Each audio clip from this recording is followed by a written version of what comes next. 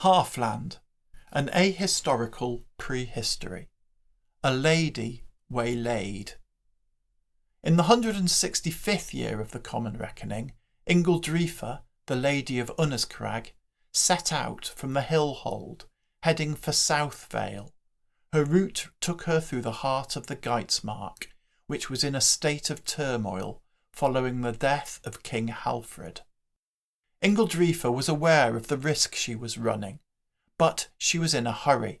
She travelled light and pushed on as quickly as she could, seeking protection by the speed of her passage rather than in numbers.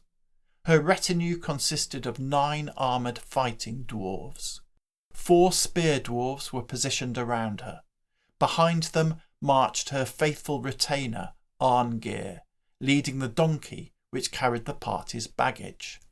2 crossbow dwarves were stationed at the front of the column, and a further 2 at the rear, scanning the country closely for any signs of danger. And danger there was. Harstein Hammerhand had served as a spear dwarf in King Halfred's army, but Halfred was dead.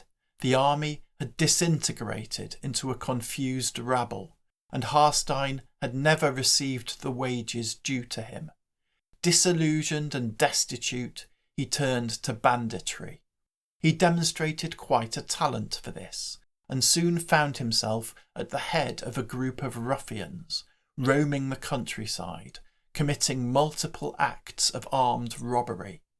He heard tidings that a party of well-fed, richly clad, and no doubt wealthy dwarves was heading his way, and decided to relieve them of their riches.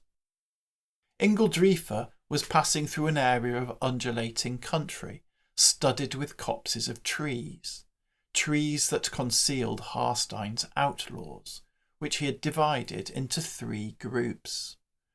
The first Ingildrifa knew about Harstein's presence was when a group of his dwarves appeared at the edge of a copse in front of her and to her right, and a crossbow bolt whistled over her head. Behind her, Arngeir shouted orders, moving the crossbow dwarves at the rear into a position where they could loose some bolts in return.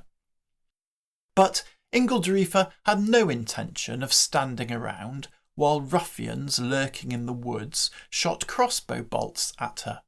Reckless aggression had worked for her before, and she had no doubt that it would do so again. She and her spear dwarves charged straight toward their foes.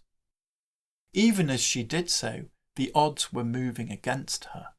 Harstein himself, at the head of a second group of dwarves, emerged from a stand of trees atop a low hill, advancing on her left, and there was rustling in the undergrowth in a third copse, as yet more outlaws moved up, preparing to join the fray.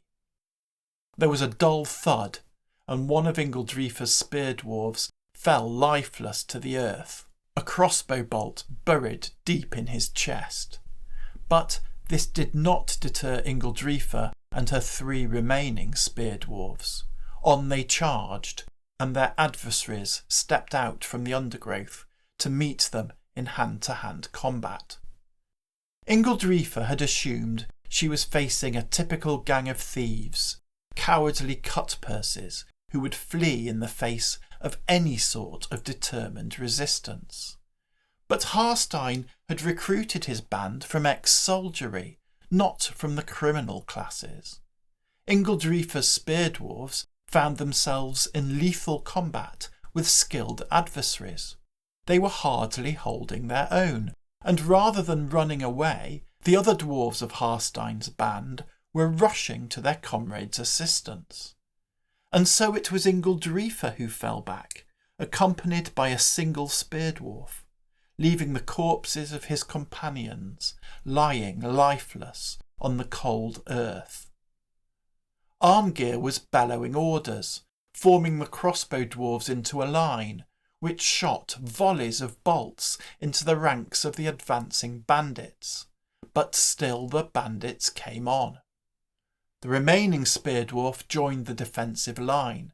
Ingildrifa took refuge behind it. And then the leading party of outlaws fell upon them. The fighting was brutal and bloody. 2 of Ingildrifa's crossbow dwarves were hacked down. Arngeir stepped into the breach, swinging his 2-handed sword, blocking the path to Ingildrifa. The battle hung in the balance, and this time it was the outlaws who fell back. But even as they did so, their comrades continued to work their crossbows, not without effect. For valiant Arngeir staggered and slowly subsided to the ground, his unseeing eyes staring, surprised, at the crossbow bolt that had pierced his mail and ended his life.